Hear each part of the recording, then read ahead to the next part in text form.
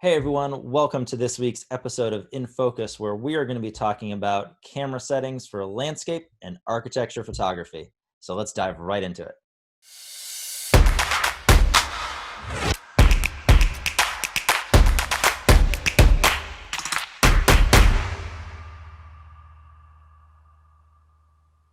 Hi everyone, welcome to In Focus with Adam Goldberg Photography and Joseph Roybal Photography. I am Adam.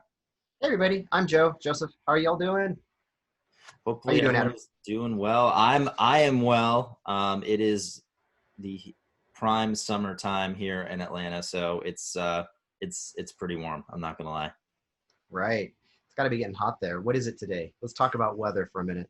All right, it is 95 degrees out, and I could check the humidity for you, but when I Yeah, did my 30 seconds outside for the morning, it was pretty humid. So I'm right. expecting some afternoon thunderstorms to So your come real rolling. feel temp is like 105. Probably. What about you? What's it like in Denver? Sunny and clear, man. Yeah. Sunny. Denver, always sunny. It is that I do miss that about living there. That was one of the nice things about living there is you get like over 300 days of sunshine. So I love we're talking about weather here. yeah, Yeah, and but you just had a birthday. I did. So I'm an old man now, but it was a good celebration. Enjoyed it, and yeah, Cool. feeling good. Happy birthday, man. Thank you, man. I Yeah. appreciate it. Well, But on so to the yeah, go ahead. this week, I was just gonna say, this week we've got some. I'm excited for this one because you can explain it, but we're talking about this, and I'm excited how it came together. So you go and explain it, but I'm excited for it. All right, yeah. So we're going to be talking about camera settings, and Joe is going to talk about things from a little bit more of a landscape perspective, and maybe create a little video to go with it that we can kind of have as an add-on Yeah, supplemental to this week's episode. And I'm going to talk about things from an architecture photography standpoint, kind of the standard settings that I use. And I think this is going to be a really interesting episode for a couple reasons. One, people always ask about camera settings. What'd you use to get this? And the first thing that I would say is, well, in some ways it doesn't matter because every situation is going to be different. And so you could go into the exact same spot with the exact same camera settings and not get the same shot. So I'm going to right. preface all of this with kind of that little piece of information. That said, there are things you can do to kind of set yourself up for success. And I think that's really what Yeah, we're going to be going for here today is kind of talk through our camera settings, why we use them, and then hopefully that'll get our audience a good starting point to, again, get them set up for success, whether they're out shooting landscapes, which is, again, what you're going to be talking about, and some more wildlife stuff, so that way you can get the shot when you're out there. And then myself from an architectural standpoint, kind of what I use. And I think right. the big difference between them is going to be good for our audience as well, because yours is kind of you got to be ready to go. You sometimes only have 1 second to get your shot. Exactly. And I, on the other hand, when I'm doing a lot of the architecture work, I have an hour potentially to get my shot set up and get everything going, which works because now that I'm an old man, um, being able to move a little bit slower does kind of fit for me. So Yeah, it's yeah, yeah. We were talking earlier. It's like the differences of like being a brontosaurus and then being a little bit more of like a cheetah. yeah, exactly. You're young and fast, and I'm old and slow. But Um, anyways, do you want to go first? Or you want me to go first? well, I guess I can go first, man. Here, I can go through explaining a little bit of, because you've been taking the lead on the last couple videos, me being on the road, and so let me go first this one and just going through, why I do what I do, my different settings, and also explaining the reason why I have these set up the way I do on is that I'm now with Sony, and Sony is a little more confusing at times. So they also have the customize the dial settings one, Mm-hmm. two, three, and so yeah, I think I'll go first and run through these. Okay, cool. All right, so we'll do landscape first, and then we'll talk about kind of the more architecture, real estate stuff. So go for it, Perfect. man. And then yeah, and so like Adam mentioned that I am going to, and I think it's just a good idea to, I'll do a little recording of the backside of my Sony, the screen, and that way that will kind of make a little more sense when you're thinking about how to set this stuff up on the Sony. And I have the A7 III and the A7R III. So that being said, primarily, and as we've discussed before, Adam, in a lot of times, I teach and I explain, aperture priority is usually where I go for 99% of my landscape work. Aperture priority being just that I know that I need to keep the shot either in focus or out of focus, if you will. And so I'm always thinking I want to have my aperture be my focal point. So, a lot of people can achieve the same thing with manual mode. I simply think that not worrying about my shutter speed and so many different variables in there, aperture priority just lets me achieve that quickly and get that done. So aperture priority for most of my settings and most of my stuff. And then manual for night photography, astrophotography, and manual for wildlife. So with the Sony A7R III, I have my dial on top set on 1, 2, and 3 for landscape for 1, wildlife for setting 2, astro for setting 3. But let's go through my settings. And this is where I think that having that little video will end up making sense as well and helpful. So I'm just going to look at my notes here a little bit. But for landscape mode, like I mentioned, and for landscapes, generally aperture priority. And then keeping your settings of your ISO at your native base ISO. So being on the Sony system, it's ISO 100. I came from Nikon, it was 64 on the D850. And Adam, you probably have 100, I'm guessing, since you're Canon. It is, yeah, it's 100 on Canon. Okay. So, and when Adam and I, and when photographers mention your native base ISO, that's just, you can Google it and you can find it. But, like on my Sony, I can go down to ISO 50, but that's taking and having the system kind of run algorithms to really slow things down even more. And it's just, it can affect your results and make the image not as clean. So find your native base and go with that. Autofocus. I have my camera set to back button focus. So it takes away the option when I press the shutter button halfway, because I don't want the camera refocusing every single time. I want to set my focus and leave it, take some shots, check for sharpness, refocus if I need, and kind of go that route. So I have it set for the AF button on the back of the Sony, and I press that, focus, I'm good to go. And then I set that for autofocus single. I believe it's S. I believe it's single for S, because I want the camera to focus once and that's it. Wildlife, I like autofocus continuous. So then that way when something's moving, it keeps tracking that animal or person, whatever is in the frame. So AFS, metering.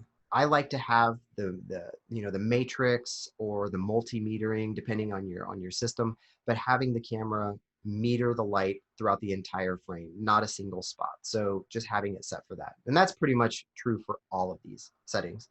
Okay. So that's across kind of all of them. That's not just for landscape. You're kind of going through all going of through all of it. So that can kind of be true for all of these. I like to let the camera see the light for everything. And then I feel like once you get into the mode for yourself, thinking about, you just see it how the camera sees it and vice versa, it just helps you just know what it's going to output. Essentially, you get that flow. Mm-hmm. White balance. This is a tricky one. A lot of photographers out there like to say at least take it out of auto so you control it a little bit. I know you're probably in architecture. I could be wrong. I could be misspeaking here, but I'm guessing you probably control your white balance a bit more than auto. I've noticed that on the Sony at times I'll get varying colors if I'm in auto between the A7R III and A7 III. Sometimes the auto doesn't like sync up perfectly, but it generally does. So I'll either be auto or I'll pop into sunny weather, but I never really go to cloudy. I never do any of that. I just keep it really straightforward so that in post I can adjust that. And then if I keep it, if I were to, for example, go into sunny and it locks it in, then that way if I'm doing a batch process, like say you're a wedding photographer or something like this, all of your settings would be the exact same. So that could be easier in that regard. Yeah. RAW, obviously, not JPEG. And then I start off with F10. So I have all of these settings just kind of like that, cookie cutter-ish, if you will, standardized landscape photography setup with base ISO, F10, auto white balance or sunny, and then, aperture priority. And that's me for that. And that's my landscape setting that I saved to my mode dial 1 on both the A7 III and A7R III. Okay. Any questions on that before I go to my, my wildlife, if you will? No, I mean, Or, I think that makes sense. I think the only thing that, maybe folks might have a question is kind of why I have F10, because oh, good. Yeah, I think there's maybe some questions that can come up about, well, where is your lens the sharpest? And exactly. if you go up to like F20 or something like that, that's making the entire scene like super, super sharp. So wouldn't you maybe want that instead of, Yeah, something right in the middle? exactly. So, F10, I like to start at F10 because most, you can run tests on your own lenses and if you really want to do that. But as a general rule of thumb, F8 to F10, all lenses are sharpest right there from near to far, if you will, like at a certain distance, but they're the sharpest right there. It's like the Yeah. sweet spot. Um, you think of when you think of a wedding photographer or whatnot, where just the eye, the person's eye or whatever is in focus. That would be more like 2.8, or that's where you get less depth. The depth of field is really shallow.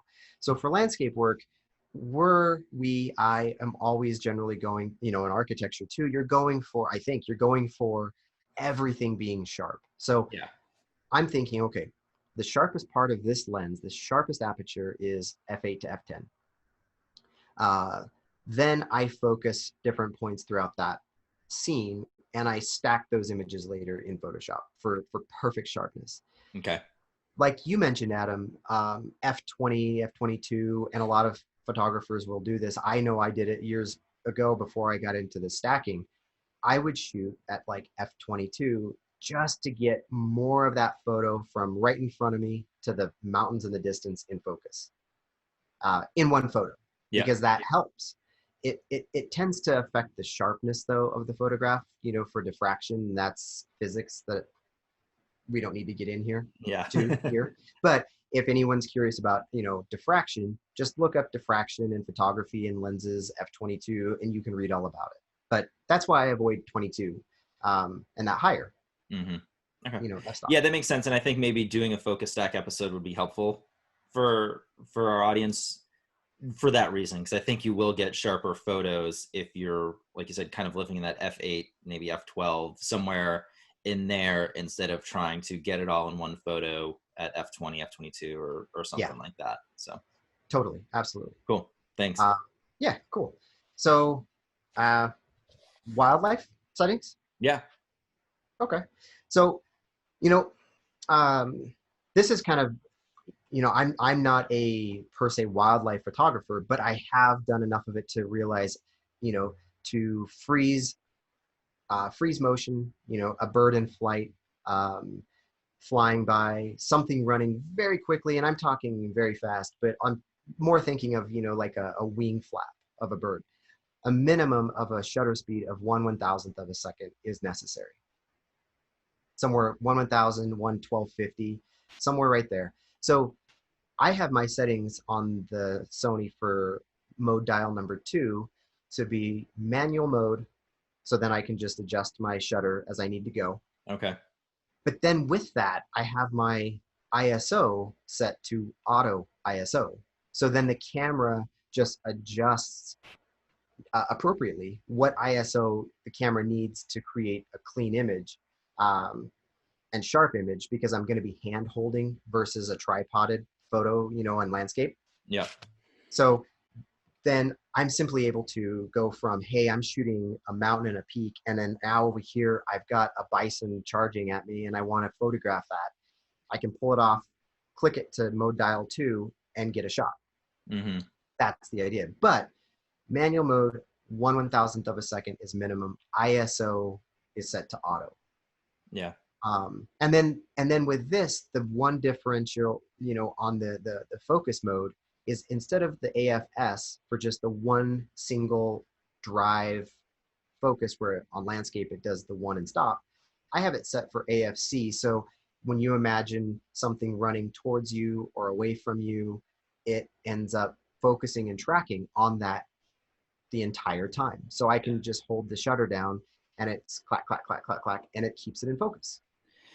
Yeah, I think that's an important one. Certainly, I think the two things you said that are really important for the wildlife stuff, and I was even still playing last year. I went on a African safari, and so it's like I was just playing with the settings kind of the whole time because, like I said, the light is changing. You're doing shoots in the morning, you're doing shoots in the middle of the day, all that stuff, and cheetahs run whatever 60 something miles an hour, and you have to have that fast shutter speed, otherwise your photo's going to be blurry because Yeah. like you said, not only is the animal running fast, but you're going like this Yeah.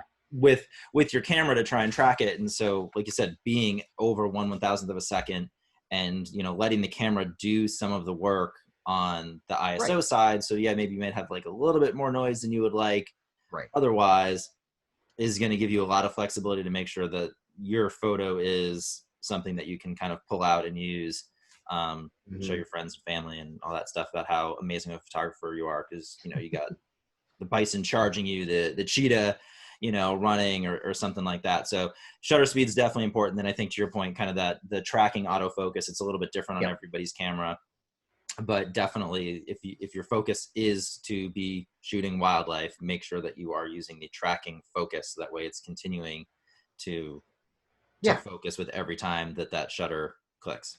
Right. Exactly. And it's super important. And so with that, I also have it set to the camera. I also, and this is if you have, I keep saying if I have it set to this because I'm using the Sony and I'm able to do this. Some cameras you're unable to, have all these settings saved, but this little rule of thumb, kind of like what Adam and I are talking about here today, is just, these are your settings. If you can kind of just mental note them, write them down, have them with you, that's the other way you can do this. Yep. I also like to go to my widest aperture, meaning whatever my lens can do. So if it's an f4 lens, but I generally like f4. F4 looks really great when you're working with birds, animals, anything like this, if you're wanting to isolate the subject a little more. Mm-hmm. So then, the background's a little soft and you're not seeing everything in the distance. But again, these are just the quick, f4, ISO auto, and then you can adjust from there since it's in manual. And then one of the questions I get by a lot of people and frustrations, and and it's just like kind of to head this off at the pass for everyone watching, it's when you're shooting an ISO auto, your camera will go as high as it will go, and so that can create a ton of noise, like you mentioned in the photograph.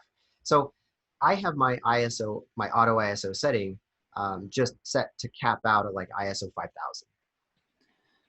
So the camera will never go higher than 5,000. And at that point, I might start getting some like blur in the photo or shake or something. But at that point, it's like, I don't really want to even mess with that photo later anyway. Yeah. Yeah, I think that's a good point, because all these cameras can handle a significant amount of noise, but it does get to a point where, all right, it wouldn't be usable anyways. So the camera, I mean, especially your Sony, and I know some of the newer Canons as well, and I'm sure the Nikons can too. It's like you can get about 3 stops of dynamic range just to pull out of a single photo. So exactly. Even by capping it out at either 5,000 or 6,400, whatever you would feel comfortable with, is then you're still going to have a couple stops of dynamic range if it's a little bit darker than maybe you wanted it to be able to pull it out and get the image that you were really hoping for, and you're just now reducing some of the noise. Exactly. It's better to have a grainy photo than a blurry photo.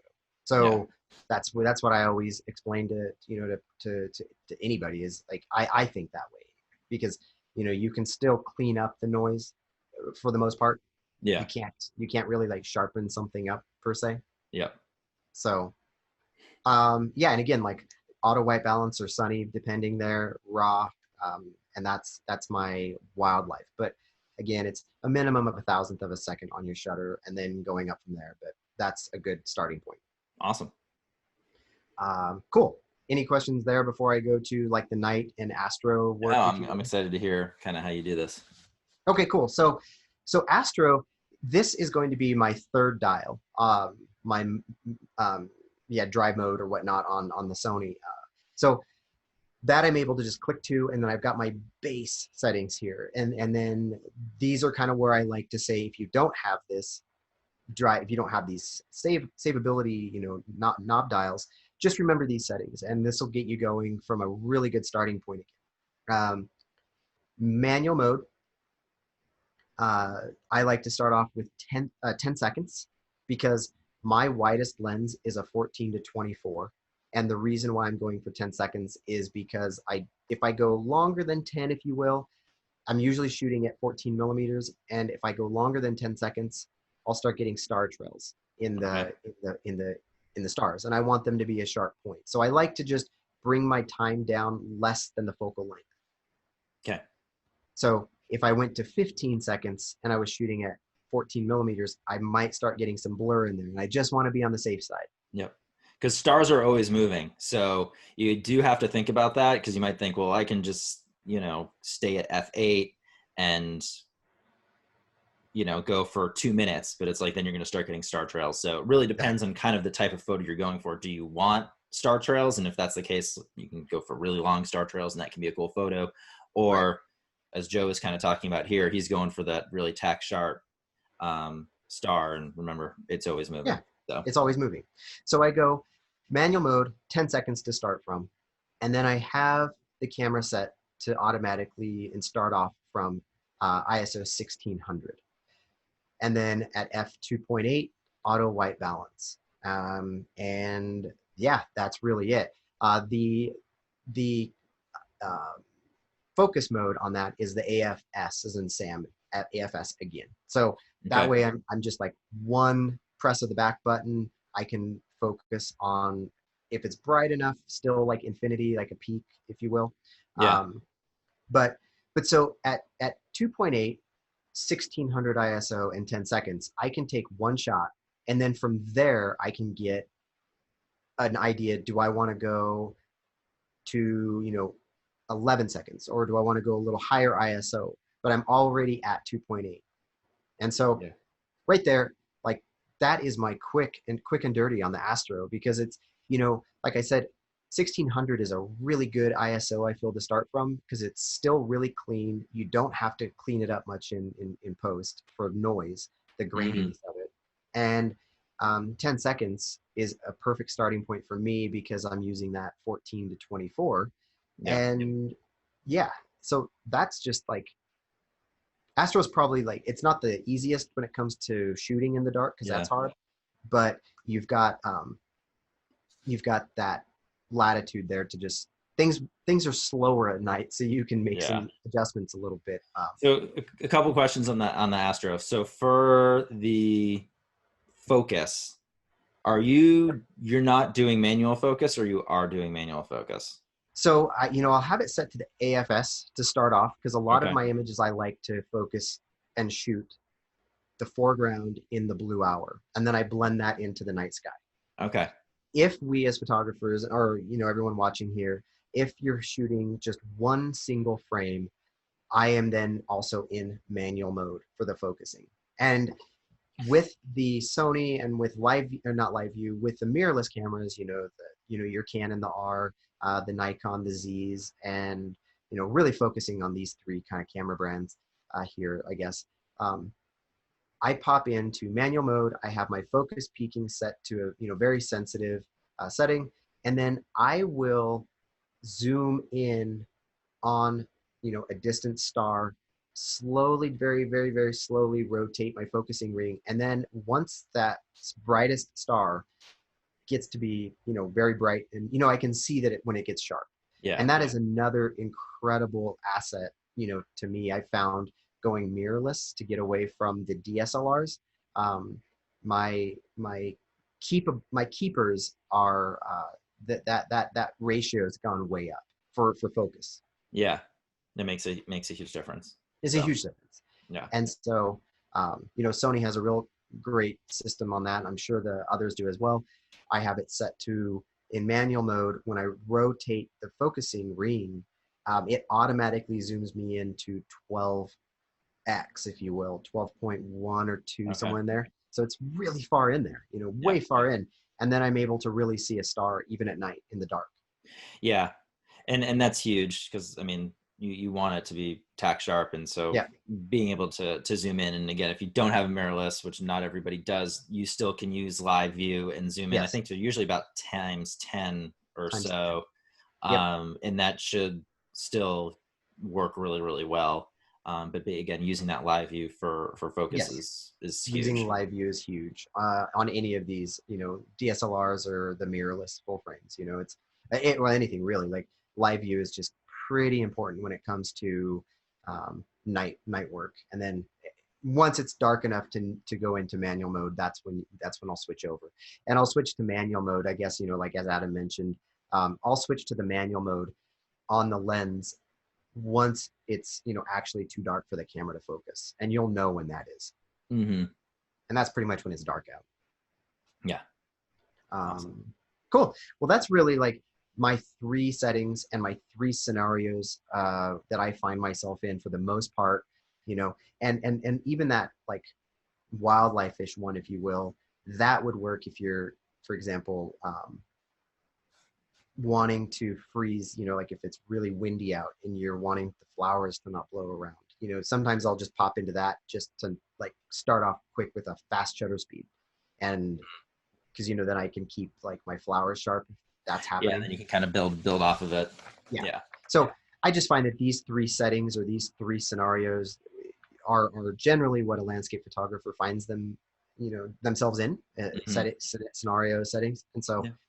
starting there. So that's mine, man.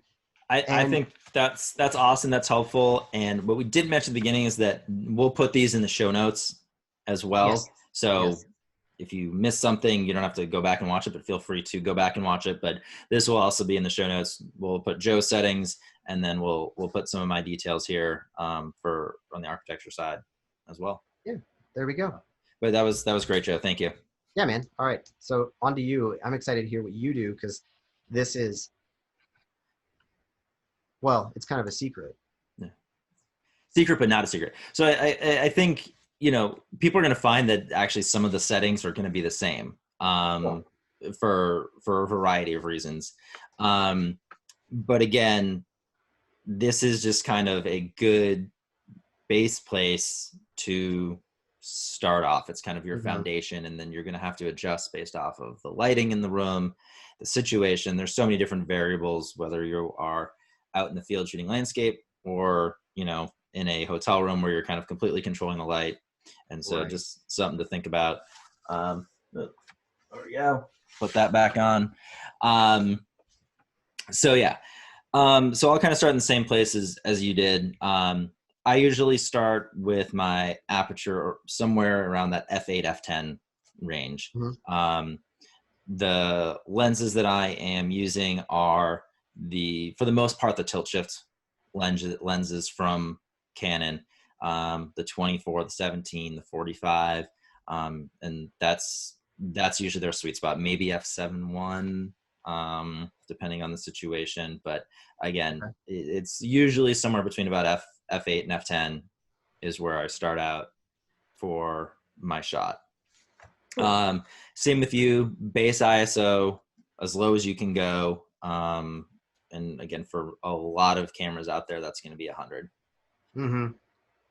And the nice thing about when you are doing architecture photography is that you have a lot more flexibility with shutter speed and maybe some of these other things than you do with landscape, wedding photography, wildlife photography, where you can play with the shutter speed and still keep your ISO at its base ISO, so that way you're reducing the noise as much as possible.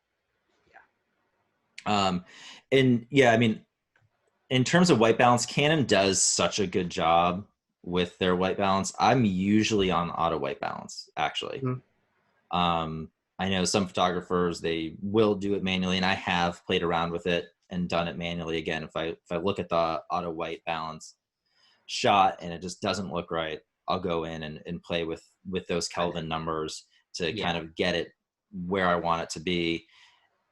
And so then that way, again, when I go into Photoshop and start doing my post-production, my image is closer to where I want it to be than maybe it would be otherwise. But for the most part, I am at least starting out with auto white balance. That's not something that I'll adjust if it's sunny or cloudy, fluorescent lights, all that stuff. I kind of stick with auto white balance and kind of then go from there. Shutter speed is really going to change and vary. So I'm not going to get into that specific number that I'll start out with too much. Again, that's going to depend on the light in the space. Am I doing an interior and exterior? All that kind of stuff. One thing though is when people are now in the photo, so if you're shooting for an architect and they want some people in there and they want those people blurred, you know, you may then have to play with your shutter speed and your ISO to get it right. It's usually around a quarter of a second or so. If someone's walking normally, you'll get a good blur. It can vary though, again. So, but again, quarter of a second's usually a pretty good starting point to kind of get the rest of your settings then in order to flush out, to be like, okay, is this going to work? You might have to have your model or talent do that walk 2 or 3 times to get it right. But at least if you start at a quarter of a second or so, hopefully that'll get you close, and tell them to walk a little slower, a little faster. And then to ask real quick, the ISO, are you still keeping it kind of at the 100 when you're doing that? I try and keep it as low as possible. But again, depending on the lighting situation, you may have to go from 100, 400, 800 to get it right, because now that you're involving people in the shot, you're losing some of the control that you would have if you're adding all this flash or other things. So you might have to adjust the ISO at that point. The nice thing is though, you know, if you're just going to be blending them in anyways and they're blurred, the ISO can certainly be a little bit higher, because they're blurry anyways, so you don't have to worry about noise and stuff as much. If that makes sense. People blending. It's a whole new world. People cool, blending. Awesome, man. Yeah, I was curious about that. That's good info right there. Yeah, and then obviously if you have neutral density filters or a circular polarizer or something on the front of your lens, that's, you know, that can impact again your shutter speed and stuff as well. The one thing that I usually really try not to touch again is the aperture, because once you kind of have that dialed in, as soon as you're going to start blending in multiple exposures, if you change that, it could impact the focus just the slightest bit, and throw off the whole photo. So really do try and avoid making any changes to the f-stop number once you kind of have it. Any questions on any of that? Does that make sense? Totally. Yeah. I mean, it makes complete sense, because we talked earlier, or I talked earlier about sharpness. We both did, about why we choose to shoot f10 roughly. And then, So cool. Well, the one thing though I did want to add, because it is a variable with architecture photography, is if you're going to start adding in kind of some flash or artificial light, and kind of how does then now are you going to adjust your camera settings? Because for the most part, I do try and have my base layer be kind of just a natural ambient layer. And so different settings will affect different things. So changing one setting might affect your flash power, another setting might affect your ambient light. So all of those things. So shutter speed is only impacting your ambient light. So it will not impact the flash power. The brightness of the flash. So that's really the shutter speed, again, is really where you can start controlling the light in the architecture, real estate, interior design, photography world. Really speeding up that shutter speed and adding flash is where you can now really just control the light by just having your flash be the primary focus of the image. And then obviously you'll have to blend that in later. If you start messing again with your ISO, aperture, which again, I probably wouldn't mess with anyways, that's going to affect both your shutter speed. It's going to, impact both your ambient light and your flash. So if you bump up your ISO from 100 to 200, you're doubling the ambient light and you're doubling how bright the flash is going to be, basically. Right, just because the camera's more sensitive to the light. The camera's now twice as sensitive to light. So there's no difference there. The only one that's really going to make a difference to anything is, again, the shutter speed, which is going to knock down your ambient light. And so a way then to adjust the flash power, like the flash brightness, is either through flash power or distance, or adding on an umbrella or something like that. Right. So without messing with the settings too much, if you're kind of like, all right, I want to really speed up my shutter speed, so that way I'm just completely working with my flash, and either the flash is then too bright or too dark. Right. You don't want to add any more of that ambient light in. Well, what are some of the ways now you can adjust your flash? Well, you can move it farther away. You can add an umbrella, a reflector, bounce it around however you want, or you could just move it farther away, adjust the flash power. So it's a couple different ways to do it. Totally. Certainly. So, but that's kind of the main thing, is that is your shutter speed is kind of your driver, really, in terms of the ratio between flash and ambient light. Right. And exactly, like how, and then also too, if you, like you said, shutter speed and like speeding it up, if you were to like slow that down, it would really fill in that, like, I mean, could you go slower if you wanted to, kind of like a slower reverse, like, what do they call it? Like the reverse curtain, or the slow curtain, or reverse curtain? I mean, yeah, everything depends on what you want out of your image. So, I mean, if you, some of my images, if the lighting's really good, it'll be straight ambient. I won't even add any. Yeah, you don't need the flash, right? You don't need to add any flash in. And so in that case, if my shutter speed's 3 seconds, that's fine. Like, it doesn't matter if it's catching everything right. And I like all of the other settings, and I have my,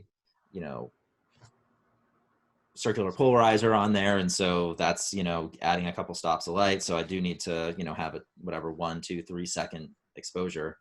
Right. If that's nailing it right, then so be it. Correct. Gotcha. Yeah. And then again, there's other times where you're just going to want to, which I talked about a little bit, kind of with the on-site architecture photography episode. There's times where you're just going to want to bracket out from a really dark ambient only to a really bright ambient only. And so then all that is just adjusting your shutter speed. Correct. To match the scene. And so then that way you have that entire bracket before you start adding in any artificial or flash light. Cool. Yeah. So I mean, that's again, it's a lot of actually the kind of the same settings in a way. It's finding that sharpest point of your lens and kind of using that as your starting point, and then using that base ISO as your starting point, and then adjusting if needed. But again, the advantage of using that base ISO is you're just going to be lowering any potential noise or anything that might be trying to pop in. Yeah. To the photo. Yeah, and I think, like we said at the beginning too, is that these are starting points, and I think a lot of times photographers are hesitant to talk about settings, because I don't want anyone who's watching this to get so hung up on, oh, well, Adam uses these settings and Joe uses those settings, so that's what I'm going to use, and that's going to allow me to get a similar photo to what they have. But again, every situation is different. Every camera is a little bit different. How you want to shoot it, what your client maybe wants is different. And so there's so many variables and factors that go into it that don't want anyone to get too hung up on the specifics, but that these can be just really good starting points to use to get it, so that way you can dial it in maybe a little bit faster when you're on site. Correct. Yeah, it's just these starting points, kind of memorize the basics. It's kind of, back in the day, it's just memorizing when you're shooting film, what what shutter speeds you would need for different lighting environments, based on the film you had in the camera. So and then which film, on all of that. Mhm. So just kind of the same thing, just knowing that, for bright sunny days, these are the rules. For night photography, these are the rules, more or less. And it's pretty much just back to the old school, but just thinking about it in the digital world, and that we're able to bounce around with our camera settings without having to change a film pack. Yeah, I mean, it makes it so easy because you can take as many, at least on my end, I can take, 20 test shots and it's no big deal, Correct. essentially.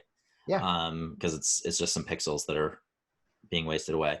But one thing I forgot to mention is focus. I will almost always shoot manual focus. Right. Because you're tethering and you can like I'm check. tethering. I had the time to Yep. dial in and zoom in with, live view to make sure that it's as sharp as it needs to be. Correct. Yeah, that makes total sense. So, well, cool, man. How are we on that?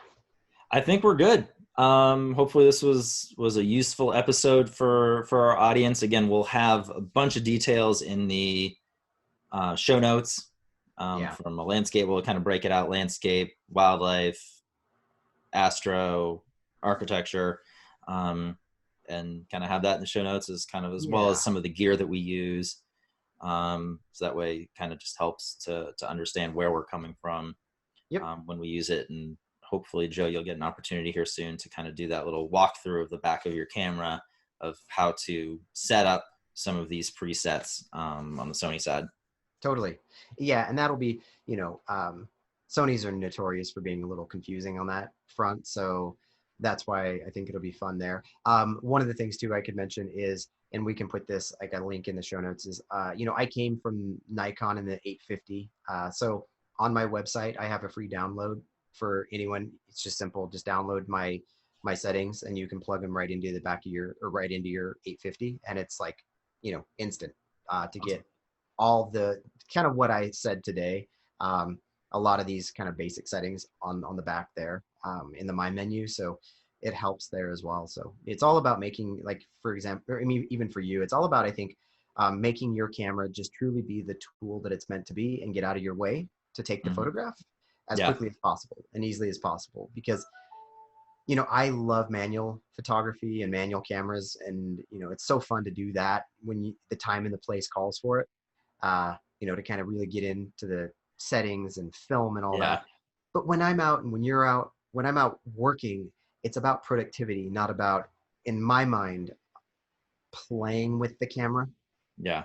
Because, there's a time and a place for that. And it's not when you're on site trying to get an image for the client, basically. Right. Like, and I'm not saying, and you're not saying that it's not about the experience here, but to omit that, it's just more of like, we're just there to get the shot. We need to get the shot. If we're fiddling with the camera, so it can cause you to not get that. So these settings that we're talking here, and I think are a bonus. And I love the 1/4 of a second for that on activating a space for architecture photography. Yeah. Well, cool, man. Well, we'll do that video, and you can go back to what you got to do today, and I'll keep cranking over here. Sounds good. All right. Well, thanks everyone for tuning in. We always appreciate it. To close things out, as always, you can find us on YouTube at In Focus Videocast. We are also on iTunes, Spotify, your favorite podcast locations at In Focus Videocast there as well. Please do email us or send us comments, questions, topics that you want us to discuss. You can do that at infocusvideocast@gmail.com. Our hope here is that these episodes and what we're talking about are useful for you. So please send us your thoughts, and we can make an episode that talks through something that you want to know about. So yeah, an episode that talks to you. That's right. Absolutely. Oh, man. All right. Well, enjoy the rest of your day, Joe. Always a pleasure. I enjoy these weekly chats. Yeah, dude, for sure. It's always good seeing you. And again, happy birthday. Thank you. Appreciate it. Thanks everyone for tuning in, and we will catch up with you next week.